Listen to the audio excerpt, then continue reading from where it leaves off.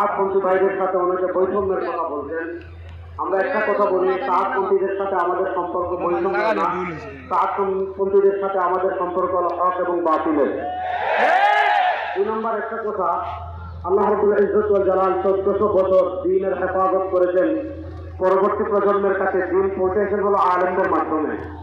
ব্যক্তিগতভাবে একজন আলেমের জাল্লাত হতে পারে, ব্যক্তিগতভাবে একজন আলেম ভ্রষ্ট হতে, মানে তার এমনি তাকামু হতে পারে, কিন্তু একসাথে সকল উলামায়ে কেরাম সহিহ পথ থেকে বিচ্যুত হয়ে যাবে, এটা পশ্চিমকালে সম্ভব না। এটা হলে ইসলাম পৃথিবীতে থাকতো না।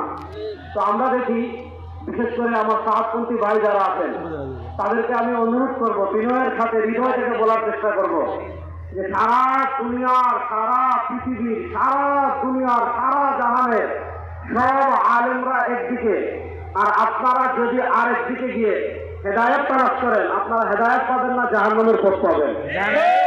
3 নম্বর আমি আরেকটা কথা বলবো, তাবলীগ এটা হলো পুরা পৃথিবী ব্যাপী ইসলামের মহান একটা মিশন।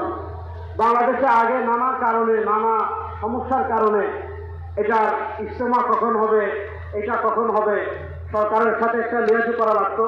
আমি খুব ক্ষুদ্র মানুষ হিসাবে আমাদের মুরব্বীদের কাছে আমি অত্যন্ত বিনয়ের সাথে দরখাস্ত করব, 100 বছর থেকে তাবলীগ যেভাবে চলে আসছে, আমাদের মুরব্বীরা যে মশওয়ারা করবেন, আমাদের মুরব্বীরা যে সিদ্ধান্ত করবেন, সরকার অনুমতি দিলে আমরা সেই সময় ইজতেমা করব, না দিলেও আমরা সেই সময় ইজতেমা করবো। ইজতেমা কখন করব, কখন করব না, দূর কখন হব, কখন করব, কখন হবে না, এটা নিয়ে আমরা বিশেষ করে উলামায়ে কেরাম, বাংলাদেশের না সারা দুনিয়ার আপামর জনসাধারণ, সরকার, বিশেষ করে হুকুমতে যারা যখন যেভাবে আসবেন, তাদের আর আমরা কোনো হস্তক্ষেপ দেখতে চাই না, আমরা তাদের সহযোগিতা চাই। আসসালামু আলাইকুম।